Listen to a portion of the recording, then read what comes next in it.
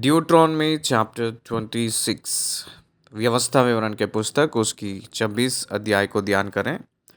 इस अध्याय में लिखा हुआ वचनों की संख्या 19। इस 19 वचनों में 3 विभाग किया गया है।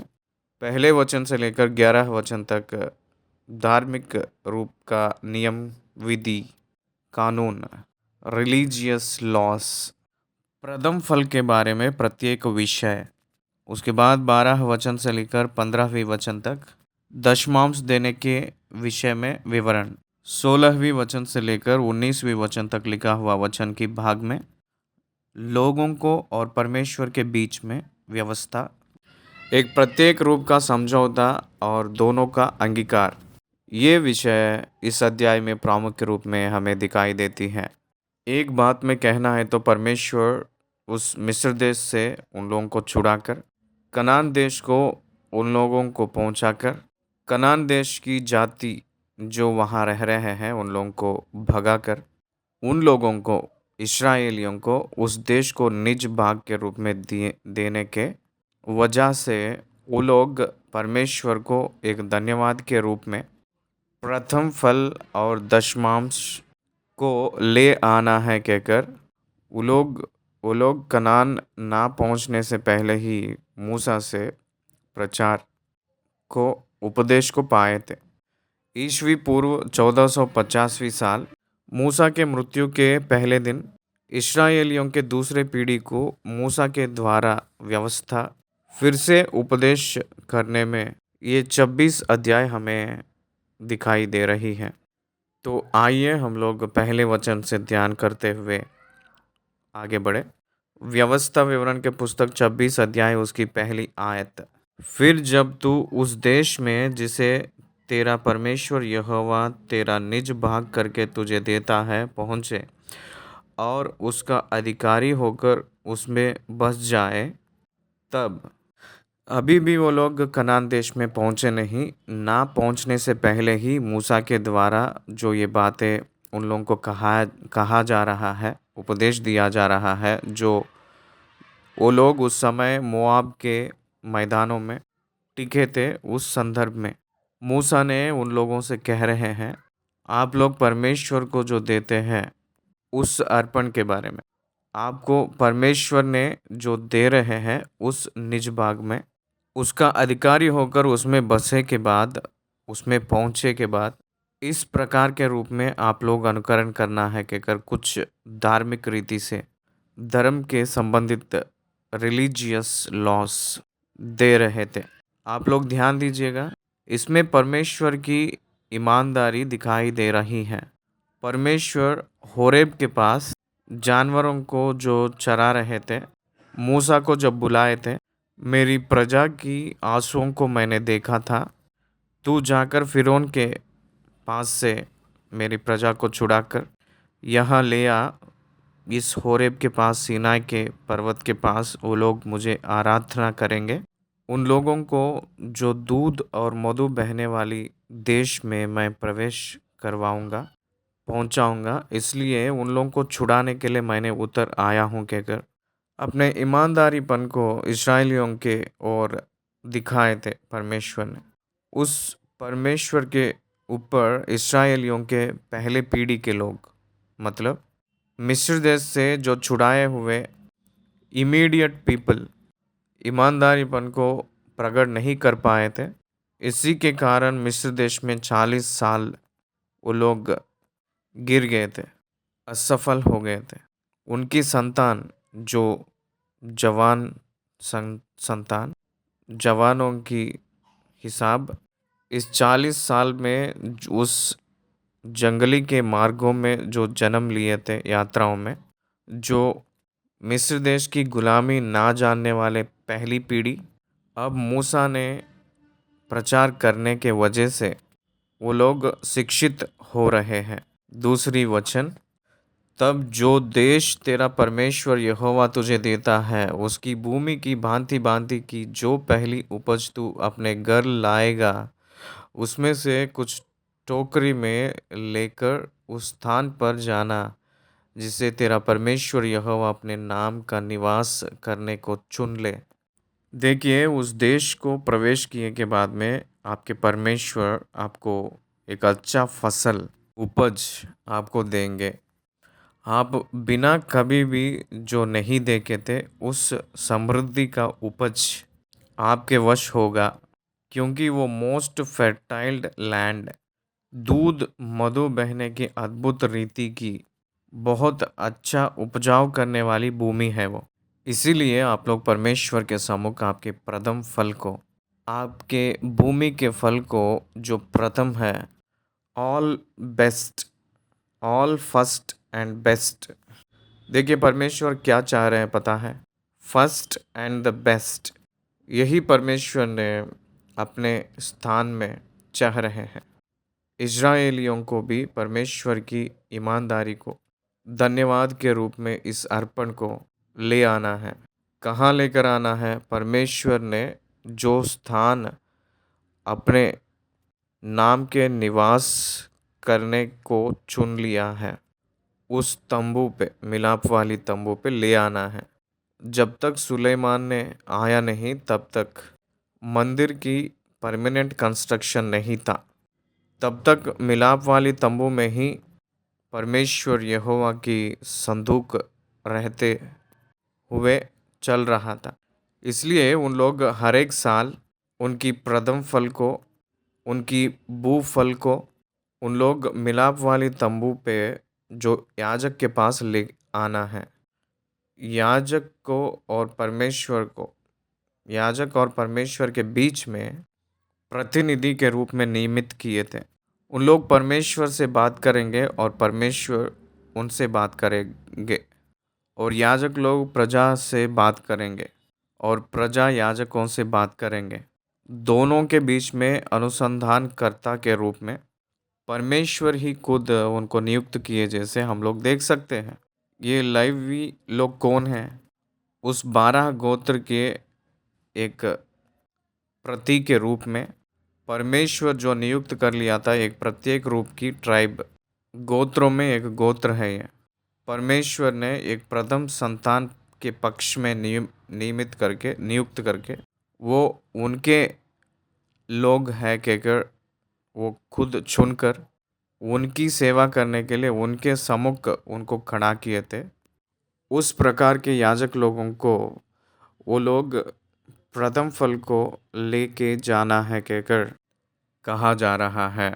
यहाँ अगर आप ध्यान दिए तो परमेश्वर के सम्मुख याजक लोग, परमेश्वर के सम्मुख जो लेकर आए थे, उस अर्पण को याजक लोग समर्पण करेंगे। लोगों ने याजक को दिए तो याजक परमेश्वर के चरणों में ले जाकर उस बलि वेदी के पास ले आएगा। ये पुराने काल की जो इतिहास की याद उन लोगों को याद करके, उस साल भर परमेश्वर जो दिए हैं उस अनुग्रह को याद करते हुए, उनकी इतिहास को याद करके, मिस्र देश से लेकर उनके इतिहास को याद करके धन्यवाद के अर्पण के रूप में रहे, जैसे इसको उन लोग याजक के पास ले आकर आएंगे। तीसरी वचन, और उन दिनों के याजक के पास जाकर यह कहना, मैं आज तेरे परमेश्वर यहोवा के सामने निवेदन करता हूँ कि यहोवा ने हम लोगों के जिस देश के देने की हमारे पूर्वजों से शपथ खाई थी, उसमें मैं आ गया हूँ। दो डिक्लरेशंस, दो बातें और दो वर्तमान, दो अपने आप अंगीकार इस्राएलियों ने याजक लोगों के पास करना है। पहला अंगीकार यह है कि यहोवा ने हम लोगों को जिस देश के देने की हमारे पूर्वजों से शपथ खाई थी, उसमें मैं आ गया हूँ। ये परमेश्वर का सम्मुख है कहकर मैंने ग्रहण करके परमेश्वर के सम्मुख आकर मेरा परमेश्वर ही मुझे इस स्थान पे पहुँचाए हैं। इसका कारण उनकी दया मेरे ऊपर है कहकर उनकी प्रजा के रूप में मैं हूँ, मेरे परमेश्वर के रूप में वो है कहकर समझौता, अंगीकार याजकों के पास कहना है। This is the first condition, first confession, not condition. उसके बाद दूसरी कन्फेशन हमें दिखाई देती है। चौथी आयत। तब याजक तेरे हाथ से वह टोकरी लेकर तेरे परमेश्वर यहोवा की वेदी के सामने रख दे। तब तू अपने परमेश्वर यहोवा से इस प्रकार कहना, मेरा मूल पुरुष एक अरामी मनुष्य था जो मरने पर था, और वह अपने छोटे से परिवार समेत मिस्र को गया और वहाँ परदेशी होकर रहा, और वहाँ उससे एक बड़ी और सामर्थी और बहुत मनुष्यों से भरी हुई जाति उत्पन्न हुई। याजक तेरे हाथ से वह टोकरी लेकर तेरे परमेश्वर यहोवा की वेदी के सामने रखे। वो अर्पण परमेश्वर के सम्मुख दिखाई देती है। उस समय ये अंगीकार करना है। दूसरा, मेरा मूल पुरुष एक अरामी मनुष्य था जो मरने पर था। इसके बारे में, किसके बारे में यहाँ अरामी पुरुष कहकर कहा जा रहा है कहकर ध्यान दिए तो याकूब के बारे में कह रहे हैं। याकूब के बारे में अरामी का मूल पुरुष कहकर जो बात वो केवल बाइबल में एक ही बार है। अब्राहम ने अरामी का पुरुष था। अराम का मतलब कौन है? शेम के वंश में अर्पक्षाद के रूप में हमें अराम के वंश वाले दिखाई देते हैं। ये आराम के संबंधित लोग ही ऊज कहकर जो प्रांत में वो लोग निवास थे, ऊज के प्रांत में वो लोग थे, इसलिए वहीं अब्राहम ने वो बड़े थे, वहीं अब्राहम ने बड़ा हुए थे। ऊज कहे तो भी, ऊर कहकर कहे तो भी दोनों एक ही शब्द के रूप में भावना है। आयुब के ग्रंथ में ऊज देश दिखाई देती है। यहाँ अब्राहम को जब बुलाया गया था वो ऊर कहकर जो प्रांत से बुलाया गया कहकर हमें उत्पत्ति में दिखाई देती है। ये अरामी अर्मेनियन पीपल निवास करने वाली जगह है। हमें बाइबल में सीरिया प्रांत कहकर कहा गया है, लेकिन अब इराक देश के रूप में बुलाया जा रहा है। इस अरामी देश की मूल पुरुष मूर्तियों के पूजा की अनुभव में, उस स्थिति में वो लोग थे। वहाँ से अब्राहम को परमेश्वर बुलाए के रूप में परमेश्वर के वचन हमें याद दिलाती हैं। उतना ही नहीं, पदना राम कहकर जो प्रांत को याकूब ने गया था ना, उस स्थान पदना आराम, आराम का मतलब, आराम मतलब आरामी लोग निवास करने की जगह के रूप में भी हम लोग देख सकते हैं। मेरा मूल पुरुष एक अरामी मनुष्य था जो मरने पर था, और वह अपने छोटे से परिवार समेत मिस्र को गया।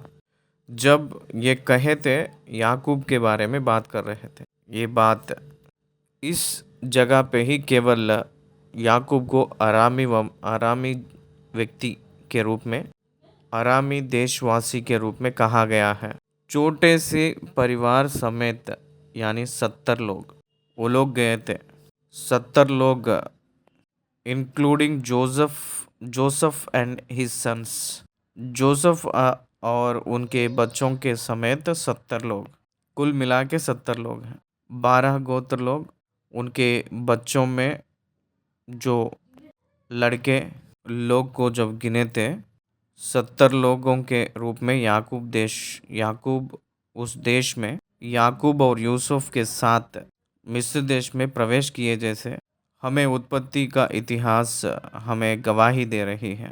बहुत छोटी परिवार से वहाँ गए हैं, परदेशी होकर रहा था। याकूब उस देश को अपना कहकर माना नहीं, इसीलिए यूसुफ से वादा करवा लिया था, जब मेरा मृत्यु होगा तो मेरी लाश को इस शरीर को इस धरती पे नहीं दफनाना, मुझे अपने देश पे ले जाकर मेरे जो बाप दादे वहाँ मेरे खबर में रखने के लिए कहा है।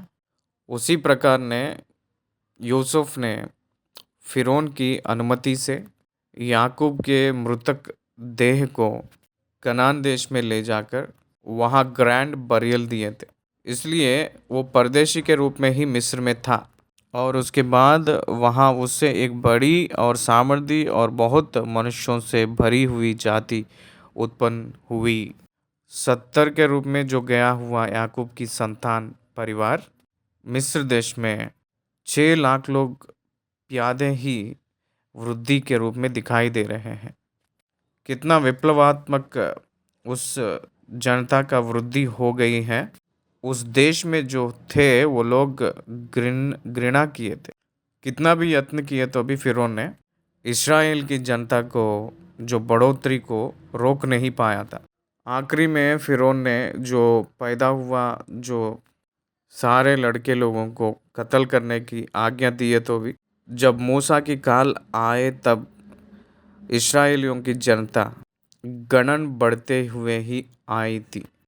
मूसा ने 80 साल की जो उम्र आते ही मिस्र को जाकर मिस्र में फिरौन को धिक्कार करके मिस्र को परमेश्वर के सामर्थ से नाश करके पीछे वापस उन 6 लाख प्यादे लोगों को ले आए। तब अगर हम लोग देखें तो वहाँ अधिक जनता के रूप में दिखाई देती है।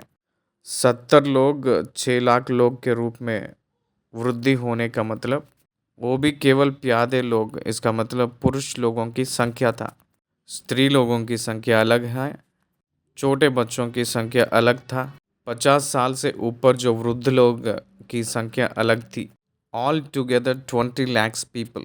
सभी लोगों को मिलाएंगे तो 20 लाख लोग प्रजा के रूप में दिखाई देते हैं। उन लोगों में वही लोग विवाह कर लेते थे, इसलिए वो लोग बाहर के लोग नहीं। इसलिए 70 लोग 20 लाख लोग के रूप में बदले हैं। इसका मतलब उस जनता को एक बार आप सोचिए, वो परमेश्वर के किया हुआ कार्य के रूप में हमें दिखाई देती है। एक बड़ी और सामर्थी और बहुत मनुष्यों के रूप में उत्पन्न हुई है, बारी हुई है। उससे मिस्र देश वाले जलन होकर इस्राएलियों को हिंसा करना शुरू किए थे। वो लोग हिंसा रखने का कारण निर्गमन के पुस्तक 1 अध्याय में लिखा गया है। फिरौन ने सोचा था शत्रुओं से जुड़कर ये लोग अपने देश छोड़कर चले जाएंगे, हमें खुद ये लोग शत्रु के रूप में तैयार होंगे, क्योंकि इन लोगों को हमें गुलामी के रूप में देख रहे हैं कहकर सोच के उन लोगों को दबाने के लिए सोचा था। इसलिए कठिन दासत्व में उन लोगों को लेकर गया था, बहुत बड़ा काम करवाता था। तब वो लोग उनके पुरानिए अब जो सुन रहे हैं उन लोगों को वो लोग बाप दादे लोग थे ना, मूसा के जरिया जो सुन रहे थे वो दूसरे पीढ़ी के लोग। पहले पीढ़ी के लोग तो मूल पुरुष थे ना, पुरानिए थे। वो लोग जो गिड़गिड़ाए थे, वो लोग जो दुहाई दिए थे उसको परमेश्वर सुने थे कहकर वचन बताती है। निर्गमन के पुस्तक 3 अध्याय 3 और 4 आयतों में मैंने उनकी गिड़गिड़ाहट सुना हूँ, उनकी दुहाई मैंने सुना हूँ, उन लोगों को छुड़ाने के लिए मैंने उतर आया हूँ कहकर परमेश्वर ने होरेब के पर्वत के पास मूसा से बात किए जैसे वचन ने सबूत दे रही है। और मिस्रियों ने हम लोगों से बुरा बर्ताव किया और हमें दुख दिया, हमसे कठिन सेवा ली, परंतु हमने अपने पूर्वजों के परमेश्वर यहोवा की दुहाई दी और यहोवा ने हमारी सुनकर हमारे दुख, श्रम और अंधेर पर दृष्टि की। What a wonderful God. परमेश्वर ने सुना, परमेश्वर ने दृष्टि की, यहोवा ने सुने हैं और यहोवा ने दृष्टि की। एक व्यक्ति के रूप में यहोवा दिखाई दे रहे हैं। उनकी सामर्थ व्यक्तित्व को अगले वचन दर्शाती है। तब यहोवा ने बलवंत हाथ और बढ़ाई हुई भुजा से अति भयानक चिन्ह और चमत्कार दिखलाकर हमको मिस्र से निकाल लाया। 5 बातें हम लोग यहाँ देख सकते हैं। सबसे पहले बलवंत हाथ, माइटी हैंड। दूसरा बढ़ाई हुई भुजा, स्ट्रेच्ड आर्म। 3 भयानक, टेरर। 4 चिन्ह, साइंस। 5 चमत्कार, वंडर्स। 5 प्रकार के रूप में अपनी सामर्थ को दर्शाए थे। बलवंत हाथ कहकर जो शब्द है वो इंग्लिश में माइटी हैंड कहकर रहता है। इरेसिस्टिबल ब्लो, इसको मुष्टिघातम कहते हैं।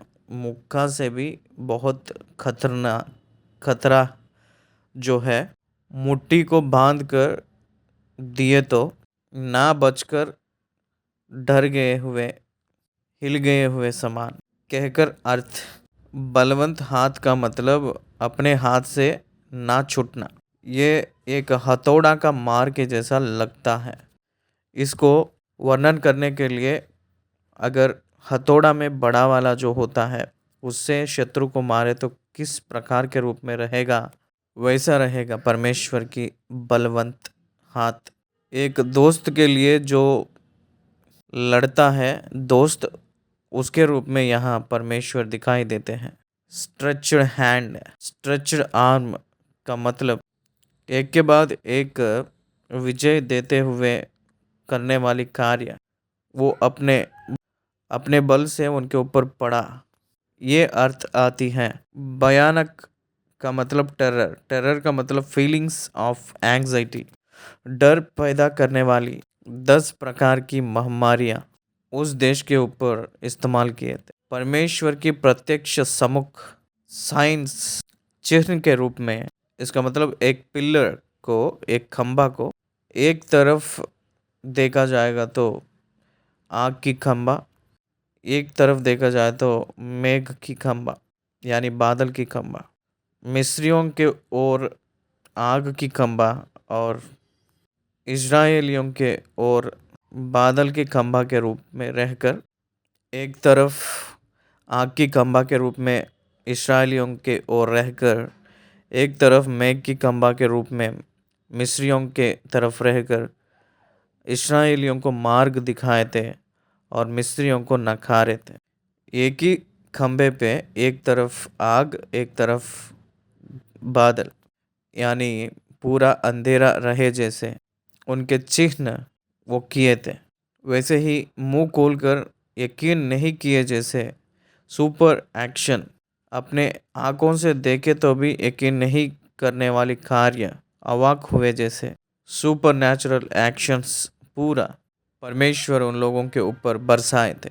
5 प्रकार के रूप में परमेश्वर रिएक्ट होकर उस मिस्र के प्रजा को सर्वनाश किए थे।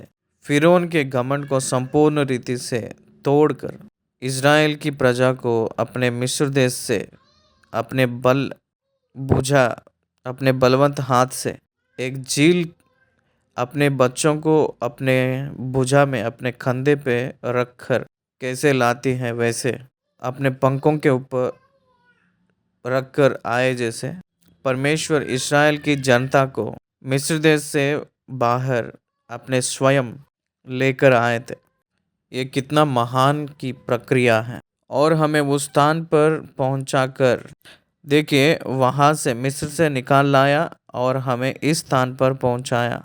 बीच में 40 साल है। देखिए 8 वचन में आखिरी शब्दों में और 9 वचन की पहले शब्दों, एक शब्द में एक शब्द के बीच में 40 साल की फर्क है। 8वीं आयत के आखिरी वचन में ये लिखा है कि हमको मिस्र से निकाल लाया। 9वीं वचन की पहली शब्दों में और हमें इस स्थान पर पहुंचाकर, इसका मतलब कनान देश में पहुंचाए। इस दोनों बातों के बीच में 40 साल की अंतर है। जो निकल कर आए थे वो बीच में ही दफन हो गए थे। उन लोगों को जो पैदा हुए थे, जो जवान बन गए थे, वो लोग कनान देश में प्रवेश किए थे। ये हम लोग समझना है। यहाँ देश जिसमें दूध और मधु की धाराएं बहती हैं हमें दे दिया है। That is the love and compassion of God towards Israel. देखिए इस्राएलियों के और परमेश्वर की प्रेम और दया को देखिए। वहाँ तब तक ही निवास जो कर रहे हैं 7 जात के प्रजा को परमेश्वर स्वयं इस्राएलियों ने जब युद्ध कर रहे थे उन लोगों को भगाकर उस स्थान को दे दिए थे। 10वीं वचन आरंभ में, अब इसका मतलब 9 वचनों में जो कहा गया है उस बातों के हिसाब से, अब ऊपर के 9 वचन में क्या किए थे? 2 कन्फेशंस दिए थे। पहला, मेरा परमेश्वर यहोवा मुझे छुड़ाकर इस स्थान पे लेकर आया है कहकर। दूसरा, मेरा परमेश्वर यहोवा मुझे छुड़ाया हुआ विधि इस प्रकार के रूप में है कहकर कबूल करके। अंगीकार करके दो स्टेटमेंट्स याजक के सम्मुख एक अंगीकार के रूप में, समझौता के रूप में बताते हुए आए हैं। उनकी ईमानदारी इज़राइलियों की ओर दिखाए है कहकर वो लोग ग्रहण किए जैसे वो लोग अंगीकार किए हैं। इसलिए अब हे यहोवा देख, जो भूमि तूने मुझे दी है उसकी पहली उपज मैं तेरे पास ले आया हूँ। तब तू उसे अपने परमेश्वर यहोवा के सामने रखना और यहोवा को दंडवत करना, और जितने अच्छे पदार्थ तेरा परमेश्वर यहोवा तुझे और तेरा घराने को दे, उसके कारण तू लेवियों और अपने मध्य में रहने वाले परदेशियों सहित आनंद करना। यहाँ तू और तुझे कहकर जो शब्द 4 बार इस्तेमाल किया है, तेरे परमेश्वर यहोवा, he is their personal God, they are his personal people. वो लोगों को परमेश्वर व्यक्तिगत परमेश्वर है और उन लोग परमेश्वर को व्यक्तिगत प्रजा है के रूप में दिखाई दे रहे हैं। देखिए, हे यहोवा देख, जो भूमि तूने मुझे दी है उसकी पहली उपज मैं तेरे पास ले आया हूँ। पूरी धरती आपका है और धरती के ऊपर जो भी है वो आपका है। आपने हमें दिए हैं और हम लोग अनुभव कर रहे हैं। ये हमारा नहीं है, हमारी महानता नहीं है, हमारा घमंड नहीं है, हमारा किसानी नहीं है, हम लोग फसल उगवाए के कर नहीं, ये आपने हमें दिए हैं, हमने आपको ले आकर दे रहे हैं। आप लोगों को मैंने दिया हूँ कहकर हम लोग याद करके धन्यवाद के रूप में कुछ ले आकर आपकी धन्यवाद दे रहे हैं, आपकी आराधना कर रहे हैं कहकर तू कहना है। क्या ध्यान दे रहे हैं इस्राएलियों के ऊपर परमेश्वर का प्रेम और परमेश्वर के ऊपर इस्राएलियों का प्रेम, जिम्मेदारी कितने महानता के रूप में है। मूसा ने विवरण दिए जैसे हम लोगों को दिखाई दे रही है। Thanksgiving from the heartfelt thankful giving. Heartfelt thanksgiving is the important for every believer. हर एक विश्वासी को बहुत मुख्य है कहकर हम लोग सीख रहे हैं। आपके परमेश्वर यहोवा जो भी दिए हैं सारे भलाई के विषय, कौन सा भलाई है? उपज देना ही। प्रथम फल इस बहुत अच्छे से ठोकरी भर लाना है, ले आकर याजक लोगों को देना। क्या करेंगे उसको? उनके कारण तो लेवियों और अपने मध्य में रहने वाले परदेशियों सहित आनंद किए जैसे ये सारे प्रथम फल ठोकरी भर लाना है प्रभु के सम्मुख। It is your responsibility to share your joy along with Levites and with other people। जो परदेशी के रूप में है वो लोग आनंद होंगे, क्योंकि कुछ काल पहले आप भी परदेशी थे। पूरा व्यवस्था एक ही बात में समझ आता है, वो ये है कि तू अपने समान अपने पड़ोसी से प्रेम रख। जब कुछ काल पहले तू परदेशी के रूप में था तो मिस्र देश वासियों ने तुझे प्रेम नहीं किए थे, आपके खुशी को वो नहीं देखे थे। लेकिन तू है तो मिस्र देश में जब रहा था तब मेरे और कोई प्रेम दिखाए तो अच्छा रहेगा ना।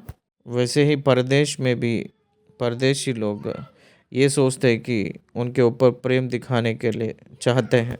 जो तू चाहता है वही दूसरों से करना है। आप जैसे अपने आप को प्यार करते हो वैसे पड़ोसी को भी प्रेम रखना है। जैसे पड़ोसी ने आपके लिए करना है कहकर आप चाहते हो वैसे ही आप भी उन लोगों के लिए करना है। वही व्यवस्था का विधि है। एक मूल्य सूत्र यही है कि प्रेम। व्यवस्था के मूल्य सूत्र यही है कि प्रेम। तो अपने आप को प्रेम रखता है वैसे ही पड़ोसी को भी प्रेम रखना है। यहाँ तक हमें प्रथम फल की जो विवरण यहाँ तक काफ़ी है। तो 12 वचन से लेकर देखा जाएगा तो दशमांश के बारे में विवरण हम लोग देख सकते हैं। 12वें वचन में पढ़ रहा हूँ, देखिए। तीसरे वर्ष जो दशमांश देने का वर्ष ठहरा है, जब तू अपने सब भांति की बढ़ती के दशमांश को निकाल चुके, तब उसे लेवी, परदेशी, अनाथ और विधवा को देना कि वे तेरे फाटकों के भीतर खाकर तृप्त हो।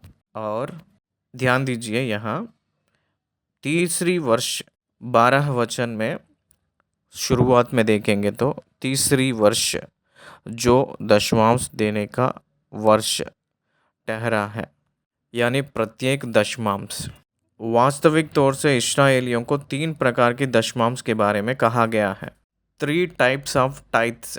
नंबर 1, हर एक वर्ष अपने फसल में 10वीं अंश, प्योरली फॉर लेवाइट्स एंड प्रीस्ट्स, याजक के धर्म करने वाली लेवी लोगों को, याजक लोगों को संपूर्ण रीति से पाए जैसे दे देना। ये हमेशा हर एक साल जो होने वाली फर्स्ट टाइथ। दूसरी टाइथ ये है कि इस्राएलियों को पिलग्रिमेजेस रहते हैं।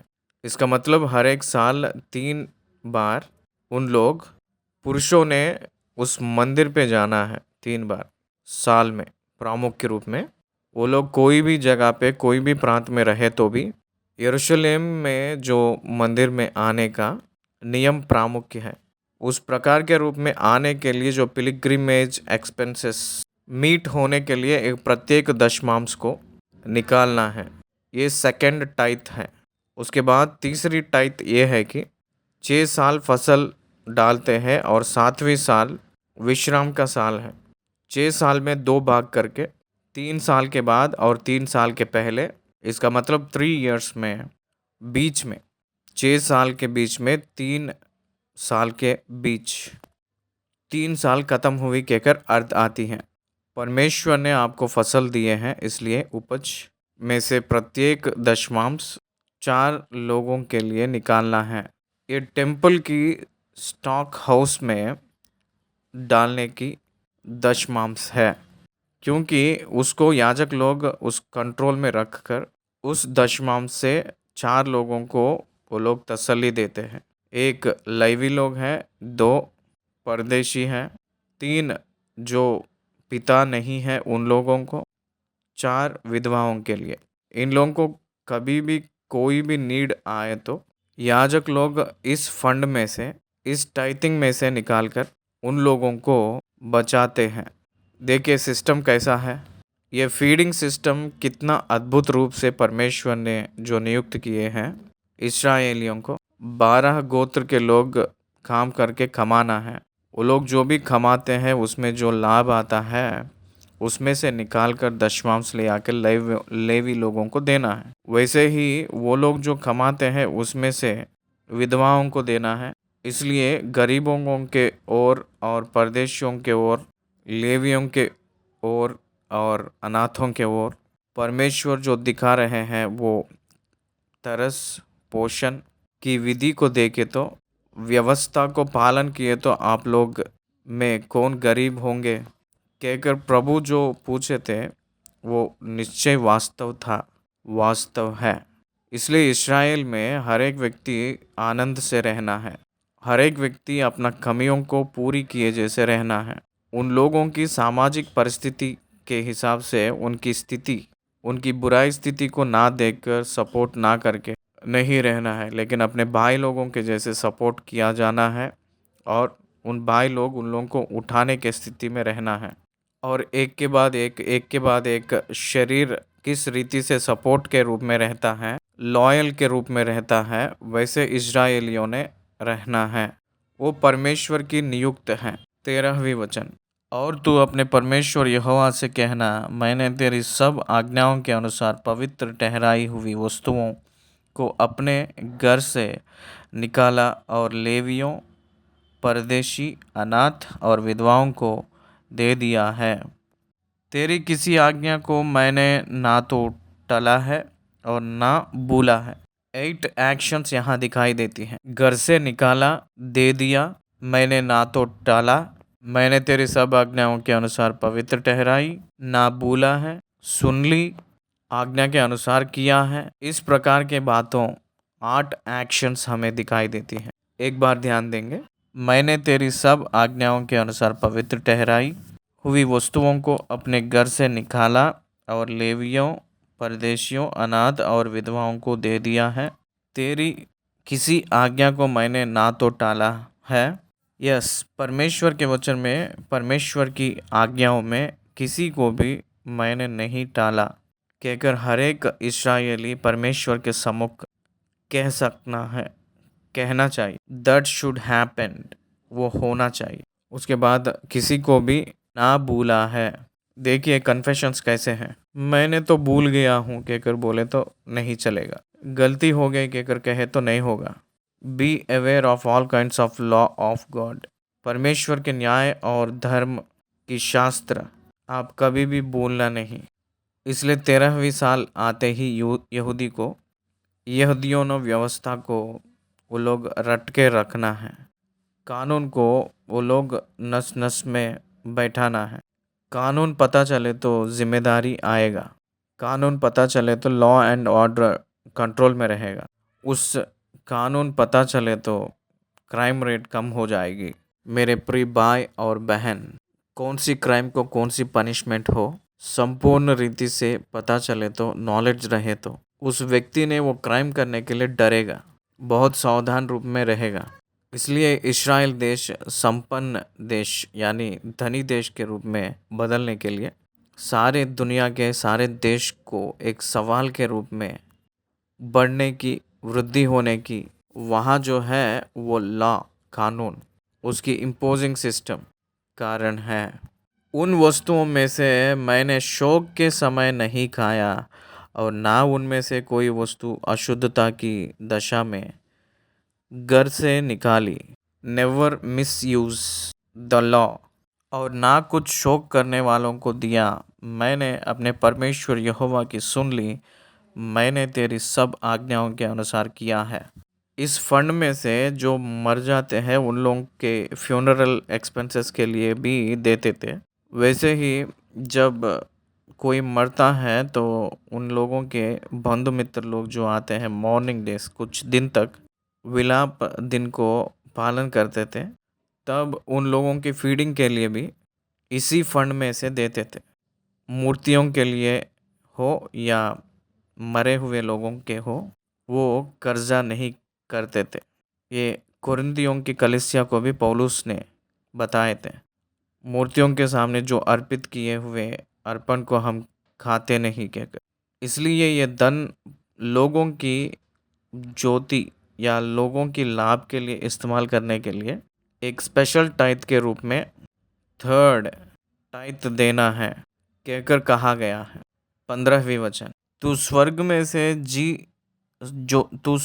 से जो तेरा पवित्र धाम है दृष्टि करके अपनी प्रजा इस्राएल को आशीष दे और इस दूध और मधु की धाराओं के देश की भूमि पर आशीष दे, जिसे तूने हमारे पूर्वजों से खाई हुई शपथ के अनुसार हमें दिया है। देश की भक्ति को सिखाए थे परमेश्वर ने, देश के ऊपर प्रेम सिखाए थे। देश का मतलब मिट्टी नहीं मनुष्य है। इसलिए इस्राएलियों को इस्राएल के ऊपर प्रेम और जिम्मेदारी रहे जैसे सीख लिए थे। हमारे देश को आशीष दे कहकर हर एक व्यक्ति पूछता है। हमारा देश आशीषित होना है कहकर जो चाहता है तो वो क्यों मारपीट करेगा, कैसे करप्शन करेगा, करप्शन नहीं कर पाएगा। हमारा देश आशीषित होना है कहकर जो चाहता है ब्राइबरी कैसे करेगा, ब्राइबरी नहीं करेगा। वो घूस लेने के काम नहीं करेगा, वो अधर्म का कदम नहीं उठाएगा, अधर्म के कामों में कदम नहीं डालेगा, वो मिलावट नहीं करेगा। उस प्रकार की कंसर्न होनी चाहिए। उस देश अच्छा रहना है। मेरा देश आशीषित का देश होनी है। मेरा देश खुशी से रहना है। मेरे देश के निवास पूरा रक्षा रहना है। मेरे देश में शांति रहना है। मेरे देश में मिलजुल के रहना है। मेरे देश में न्याय रहना है। मेरे देश में प्रेम धाराएं के रूप में बहना है। जो व्यक्ति सोचता है उस व्यक्ति देश को क्षेम के रूप में रहेगा। They must be loyal to their country. आजकल टेलीविजन्स में इसराइल देश को हम लोग युद्ध के बारे में देख रहे हैं। उसमें देखिए एक प्राण भी मिटने के लिए इजराइल का प्रेसिडेंट नहीं चाहता। एक को अन्याय हुए तो इजराइल देश पूरा विरुद्ध में खड़े हो जाएगा। अगर कोई व्यक्ति को इजराइल में हिंसा आरंभ हुए तो पूरा देश रोएगा। इजराइल में किसी को भी खुशी लगे तो पूरा देश खुशी से रहता है। वो कंट्री नेशनल स्पिरिट उनमें परमेश्वर नियुक्त किए थे। इसलिए 12वीं वचन से लेकर 15वीं वचन तक देश आशीष पाए जैसे दशमांश की अर्पण के बारे में कहा गया है। 16वीं वचन से लेकर 19वीं वचन तक कुछ प्रत्येक समझौताएं परमेश्वर के जन परमेश्वर से किस प्रकार की समझौता पाना है उसके बारे में बताया गया है। यहाँ आज के दिन तेरा परमेश्वर यहोवा तुझको इन्हीं विधियों और नियमों को मानने की आज्ञा देता है, इसलिए अपने सारे मन और सारे प्राण से इनके मानने में चौकसी करना। प्रमुख आज्ञा यह है कि अपने पूर्ण बल से, अपने पूर्ण सामर्थ्य से, अपने पूर्ण ज्ञान से, बुद्धि से अपना परमेश्वर यहोवा को उपासना करना है, सेवा करना है। यही प्रमुख आज्ञा है, वो एक समझौता है। तूने तो आज यहोवा को अपना परमेश्वर मानकर यह वचन दिया है कि मैं तेरे बचाए हुए मार्गों पर चलूँगा और तेरी विधियों, आज्ञाओं और नियमों को माना करूँगा और तेरी सुना करूँगा। परमेश्वर को वादा करने वाले परमेश्वर के जन हैं ये जो यहाँ दिखाई दे रहे हैं। लोगों को आशीष दूंगा कहकर जो कहे हैं वो परमेश्वर को दूसरे वचनों में दिखाई दिए हैं। परमेश्वर को वादा देना का मतलब क्या है? हिब्रू में अमर, AMAR, अमर कहकर बुलाए थे वादा देने के विषय को। इसका मतलब, उसका अर्थ क्या है? टू बी ट्रू, सत्यवंत में रहना, वादा करना, certified, published, reported, answered, appointed, इतने प्रकार की अर्थ। बात पर उल्लंघन होने का, कभी भी उनके बीच में नहीं रहना। अगर परमेश्वर को बात वादा दिए हैं तो उसको पूरा करना। परमेश्वर वादा किया है तो उसको पूरा करना। परमेश्वर खुद वादा दिए हैं वो पूरा करेंगे। ये बातें प्रजा के और परमेश्वर के बीच में समझौता है। उन दोनों के बीच में जो समझौता वादा ही है, उन दोनों के बीच में जो समझौता केवल बात ही है। द वर्ड इटसेल्फ, सिर्फ बात ही उन दोनों के बीच में समझौता है। Only agreement.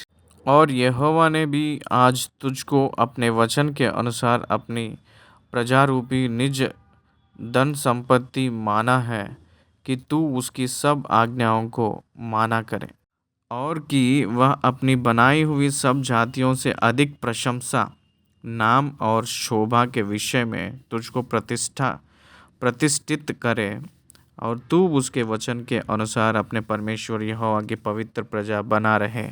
That is God's commitment towards people Israel. Israelites commitments towards people. बात को मानना, परमेश्वर के वचन के हिसाब से जीवन जीना, अनुकरण करना। Commitment towards Israel.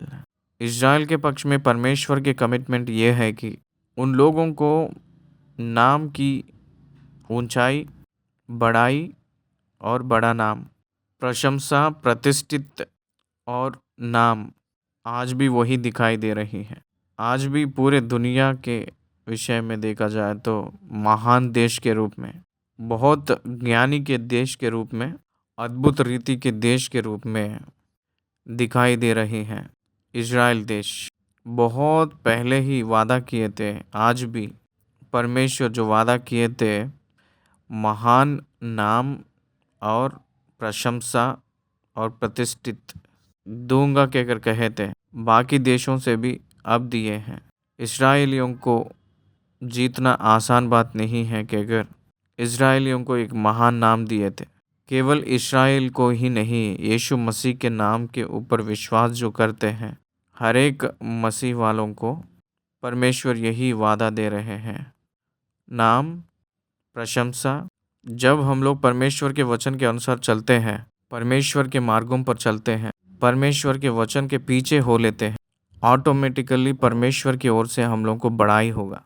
मैंने मेरे सेवकाई के अनुभव 33-34 साल के अनुभव से मैं कह रहा हूँ, उस पढ़ाई में असफल के रूप में जो स्थिति में रहा था मुझे परमेश्वर ने अपने वचन के ज़रिया बढ़ाकर बहुत लोगों के सम्मुख मुझे बड़ाई करके, नाम देकर, प्रशंसा करके मुझे रखे हैं।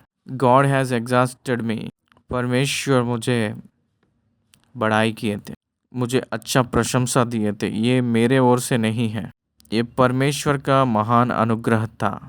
कारण एक ही है, वो जो वादा किए थे, उनके नाम के पक्ष में जो भी वादा किए थे वो पूरा करेंगे। मैंने उनके पक्ष में जो दिया हूँ वादा, उसको मैं पूरा किए जैसे रहना चाहिए। यही 26 अध्याय में प्रत्येक रूप में मैंने अनुरोध कर रहा हूँ। यहोवा की पवित्र प्रजा बना रहेंगे के कारण परमेश्वर हम लोगों को प्रकट किए थे। You are a special people of God. आप लोग परमेश्वर को पवित्र जन हैं। पवित्र अर्पण, पवित्र दशमांश, पवित्र जन इस अध्याय में हमें दिखाई देते हैं। बाकी जो फसल है, परमेश्वर को जो देने वाले फसल में सेट अपार्ट, अलग रखना है।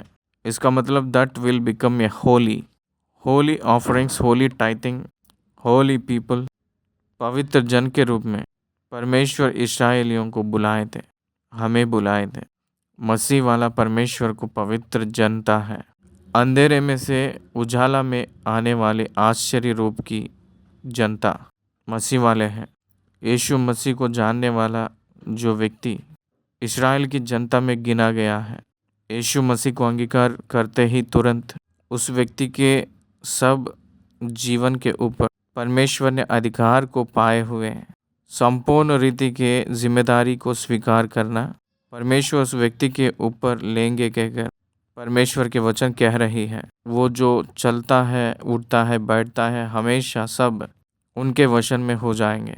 सच a great God at kind God. उतना महान परमेश्वर को, उतना महान अच्छे परमेश्वर को, उतना महान अच्छे तरस खाने वाले परमेश्वर को हम लोग भी पाए जैसे रहेंगे। इस वचन के पास मैंने 26 अध्याय को ख़त्म कर रहा हूँ। 26 अध्याय ख़त्म हुई है। धन्यवाद।